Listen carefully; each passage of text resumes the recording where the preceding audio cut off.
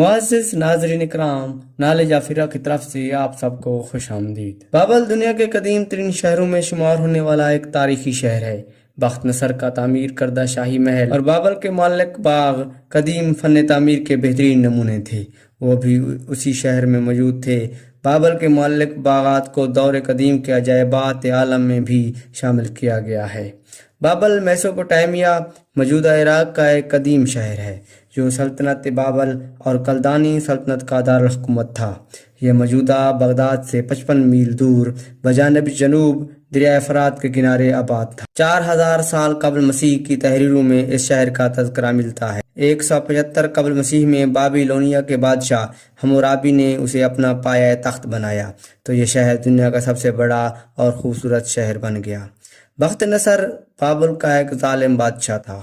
بخت نصر 605 قبل مسیح سے 562 قبل مسیح تک اپنے زمانے کا سفاک ترین اور ظالم بادشاہ تھا۔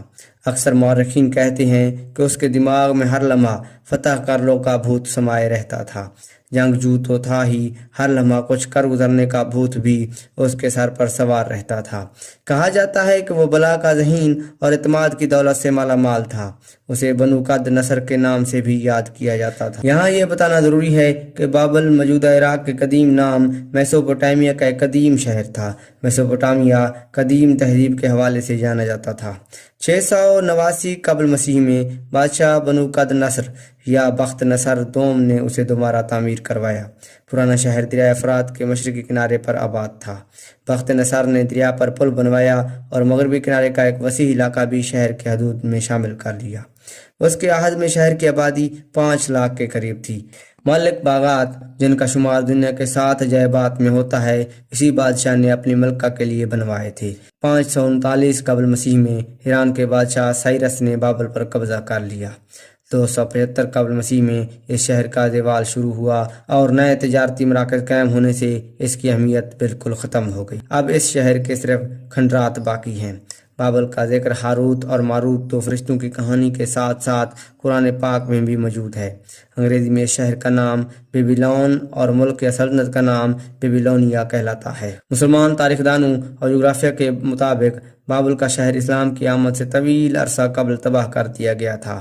بابل کی جگہ کے بارے میں کہا جاتا ہے کہ سن 400 ہجری میں عباسیوں کے دور میں ایک چھوٹا سا گاؤں بابل کے نام سے مشہور تھا۔ ابن نوفل نے بھی اس کے وجود کا ذکر کیا ہے۔ ان کے مطابق اس کی عمارتوں کو عراق میں سب سے قدیم سمجھا جاتا ہے۔ یہ بادشاہوں نے بطور دارالحکومت تعمیر کروایا تھا۔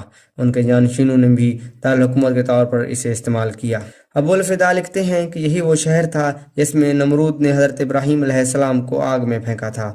آج کل کھنڈرات کے سوا کچھ بھی نظر نہیں آتا، تاہم کھنڈرات کے درمیان میں ایک چھوٹا سا گاؤں اب بھی موجود ہے۔ یاد رہے یہ وہی شہر ہے جس میں سکندر اعظم 32 سال کی عمر میں 323 قبل مسیح میں اس دنیا سے رخصت ہوا تھا۔ یہ وہی سکندر اعظم ہے جس کے بارے میں مشہور ہے کہ اس نے آدھی سے زائد دنیا کو فتح کیا تھا۔ سلطنت بابل، جس کو بیبیلونیا بھی کہتے ہیں، ان 2 سلطنتوں کا نام ہے جو جنوبی میسوپوٹیمیا موجودہ عراق میں قائم ہوئیں۔ پہلی سلطنت قدیم بیبیلونیا کا دور تقریباً 1750 تا 12 قبل مسیح کا ہے۔ اس کا بانی حمورابی تھا، جبکہ نیا بیبیلونیا یا کلدانی سلطنت کا دور ہے جو 6 صدی قبل مسیح میں شاہ نیبو پولسار نے اشوری سلطنت کے کھنڈروں پر قائم کی اور اسے شاہ بنو قد نصر یا بخت نصر نے عروج بخشا۔